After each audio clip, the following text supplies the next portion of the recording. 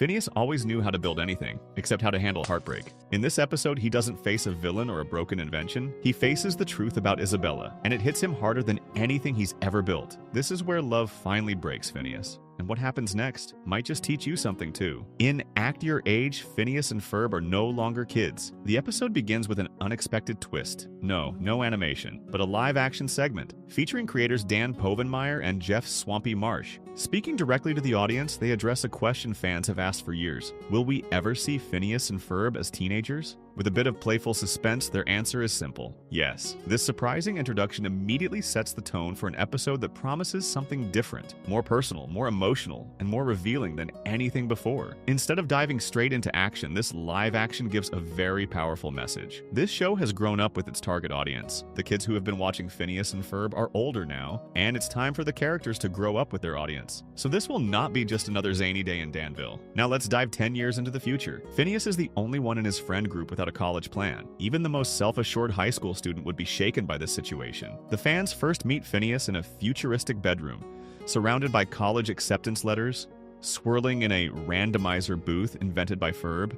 Phineas mouths his fears to Ferb. I am running out of time. I gotta choose a school. Phineas rummages through envelopes, reading names like Kyobstad Academy and Comedy Traffic School, each as certain as the next, highlighting his deep indecision. Meanwhile, his friends are confidently stepping forward in life. Ferb is set for a prestigious British university, Camford on Oxbury. Candace is deep into law school, impressing professors with her dissertation on guilt evidence. Baljeet has already graduated and become a college professor, even encouraging Buford to attend his school. Although Buford aims for film school, focusing on tragedies and inner growth, Isabella plans to attend a tri-state state college, marking her path clearly. But Phineas is still hesitant and emotionally conflicted, so he narrows his choices to two schools, Danville University and Tri-State State, the latter being Isabella's choice. The world of Phineas and Ferb has evolved, and so the OWCA has Major Monogram retired and leadership passed to Commander Carl. Irving gets the alert and contacts Commander Carl. Meanwhile, Agent Perry receives the alert and returns to his role. He reunites with Doof in a harmless encounter. However, Doof reveals his insecurities through a comedic musical number. His latest invention is about the midlife crisis, less about domination and more about identity. The plot shifts from casual banter to profound emotional upheaval again. Now, the turning point comes during an ordinary afternoon. Phineas, Ferb, Baljeet, and Buford are in the kitchen making snacks, when Baljeet casually brings up Isabella's plan to attend Tri-State State, reminding everyone that summer is ending. Phineas, a hint of sadness in his voice. I haven't seen much of her this summer. Gear Baljeet finally drops the bombshell. I always thought you two would end up together. Phineas laughs it off. I wish. I am so stuck in the friend zone. Baljeet and Buford are now unable to hold back as Phineas's offhand joke ignites the exposition. They confirm that Isabella has had a crush on Phineas for ages, since they were kids. Buford chimes in. She came over every day for 11 years just to see what you were doing. Baljeet adds a wild visual. Her pupils actually formed little hearts. Phineas, taken aback, turns to Ferb, who simply nods. Even Ferb knew about it. Phineas is stunned and hurt. Why didn't you tell me? Baljeet shrugs. We are guys. We don't talk about feelings. The kitchen laughter dies in an instant, and Phineas rubs his temple, defeated. I feel like my brain is broken. In the parallel, Doof dyes his hair jet black, rides a jet ski into a yacht, and trades up for a flashy sports car, each attempt ending in humorous disaster. Perry remains steady throughout Doof's antics. This whole Doof's part in this episode delivers a subtle message about self-acceptance. His journey reflects a universal desire to recapture youth, but ultimately underscores that embracing one's true self is far more fulfilling than chasing an idealized version of the past. Meanwhile, our genius boy, Phineas, never saw it coming. One second, it's just snack time. Casual, comfortable. The next, it's like the ground shifts beneath him. He hears the truth. He never imagined it in a million years. Suddenly, nothing feels normal anymore to Phineas. The revelation hits him hard. His smile fades, his usual spark, gone. The kid who once built a roller coaster before lunch. And now, he can't even find words to stay in a room. He excuses everyone with hunched shoulders and distant eyes, and for once, he doesn't know what to do next. In this moment, he is not upset that Isabella loved him. He didn't realize how crushed he was. He missed all the signs, her signs, and now he feels like a failure. There is no explosion of tears, no shouting, just Phineas, slouched, quiet.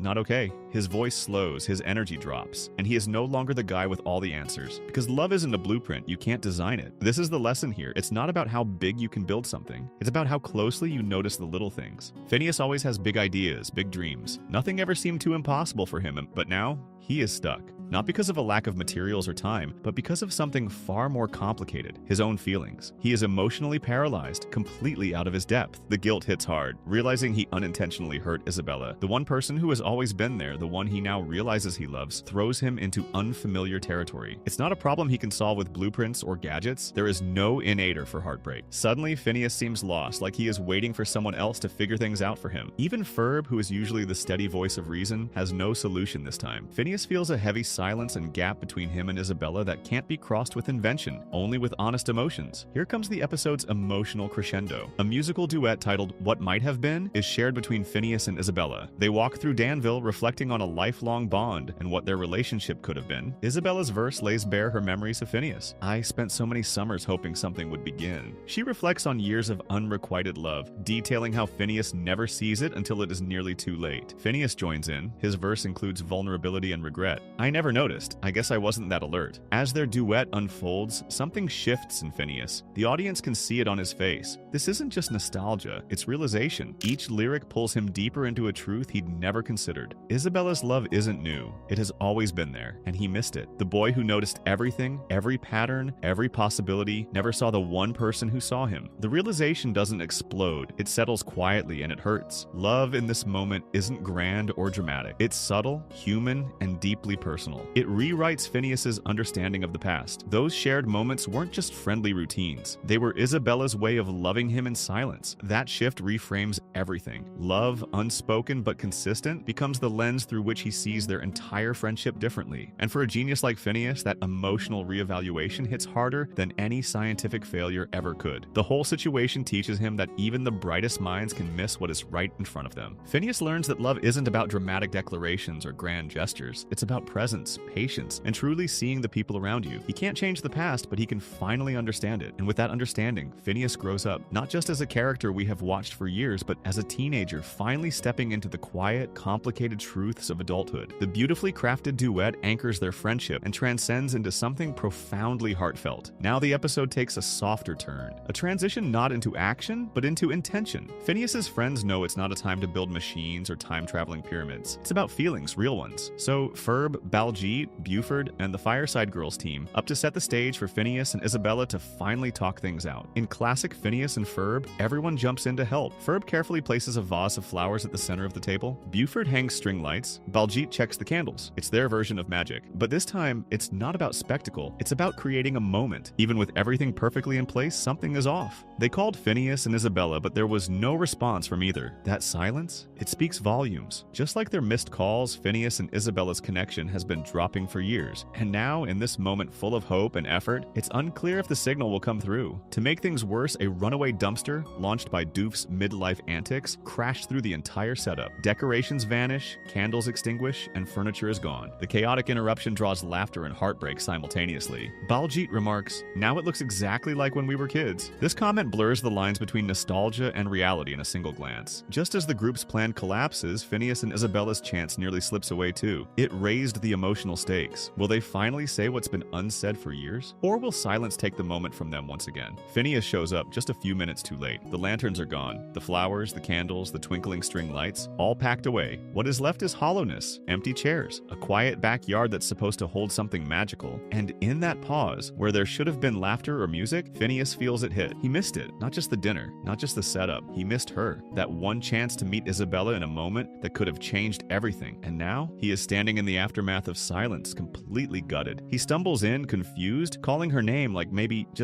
she is still nearby. But she is not. And it's that silence that says everything. How love, when ignored too long, doesn't just wait around. It slips away. All those years of brushing off Isabella's feelings, they have caught up to him now, and Phineas knows it. Phineas collapses onto the lawn and the weight of it all settles in. Not just regret, but fear. Fear that she might be gone for good. When Phineas finally speaks to Nana Shapiro, there is no deflection, no inventions, just honesty. Phineas admits he may have blown it. He is scared he lost his chance with Isabella. Nana, wise as ever, doesn't waste time. She tells him what he needs to hear. Go find her. Because this isn't about blueprints or timing diagrams. It's about something much harder. Being vulnerable, being honest, and racing before love turns into a memory. Phineas races against time in Danville's streets. He stops by Isabella's mother at the cafe, where he learns she had come to say goodbye earlier. Phineas spots the waitress, and he chases after her, visibly panicked but resolute. Now he looks driven by raw emotion and fear of loss. Just when it seems he might be too late, Phineas finally spots Isabella sitting on his front porch. Calm settles into the chaos. He climbs up beside Isabella. No grand speeches, just heartfelt truths. Phineas begins with, "Baljeet told me you had a crush on me." Isabella, relieved and emotional, admits, "Yeah, I did," explaining that Phineas was always too focused on inventions, and she thought she'd been so obvious. Phineas drops his own bombshell. "I was more focused on my ideas, for not paying better attention to your feelings. I am really sorry, Isabella." He takes a breath and reveals, "I am going to Tri-State State, so I can be with you." That single decision isn't just about college. It's the resolution to all his uncertainty. No more randomizer booth. No more academic indecision. The answer was never about a school. It was about her. Phineas steps forward and they share a heartfelt and tender kiss. It's not flashy. It doesn't need to be. It's the moment that finally transforms unspoken tension into a real mutual relationship. And it lands exactly where it always needed to. Finally, Phineas is moving past obliviousness into emotional awareness. Isabella's feelings are not only recognized but also cherished. The episode concludes with a quiet but deeply meaningful reunion in Phineas's backyard. It's not just a final scene. It's a symbol of resolution, friendship, and the beginning of something new. Everyone is there. Baljeet, Buford, Ferb, Candace, the Fireside Girls, each one standing in support of Phineas and Isabella. There is no need for big announcements or dramatic speeches. Their presence says everything. This isn't just a moment for a couple. It's a collective affirmation of growth, connection, and closure. In a parallel moment, Perry and Doof join the adults, Nana, Lawrence, Vanessa, and even Norm, sharing a toast with muffins. These characters, who have spent years in chaos and adventure, finally share a calm, celebratory pause. As the teens head toward the waiting car, Isabella says, "That was worth the wait." Phineas replies, Yes, it was. It's not just an ending. It's a gentle, hopeful beginning. If you are wondering what finally hits Phineas, it's this. Love isn't like the things he is used to building. It's not about careful planning or flawless timing or brilliant ideas. It's messy, it's unpredictable, and it doesn't wait around for you to catch up. He realizes that some moments, the moments, don't come with do-overs. That while he was chasing the future, the love he needed was standing beside him all along. And the hardest part? Knowing he didn't see it until it almost slipped away. But here's what Phineas learns. Love isn't a project to finish. It's a connection to care for, to show up for, before it's too late. And maybe, just maybe, it still isn't. So, folks, if this episode made you cry, made you smile, or made you text your childhood best friend out of nowhere, you are not alone. Hit that like button if you like anything during this recap. And don't forget to subscribe, because we drive deep into the episodes that actually meant something. Also drop a comment below. Did you think Phineas waited too long? Or was the wait worth it? And until next time, remember, summer may belong to you, but growing up, that belongs to all of us. Thanks for watching. Stay nostalgic and stay kind.